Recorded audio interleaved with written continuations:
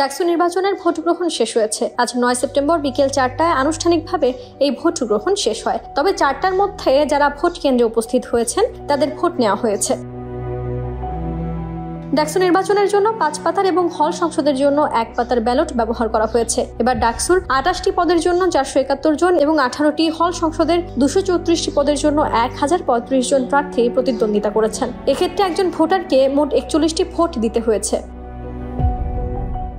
সকাল থেকেই পছন্দের প্রার্থীকে ভোট দিতে ব্যাপক উৎসাহ উদ্দীপনায় কেন্দ্রের সামনে উপস্থিতি লক্ষ্য করা গেছে। বিশেষ করে নারী ভোটারদের উপস্থিতি ছিল নজরকাড়া। ভোট শুরুর পর আচরণবিধি লঙ্ঘন সহ 2-1টি অভিযোগ উঠলেও নির্বাচনী পরিবেশ সুষ্ঠু হয় উৎসবের আমেজে শেষ হয়েছে ভোট গ্রহণ। Desk report, campus Times.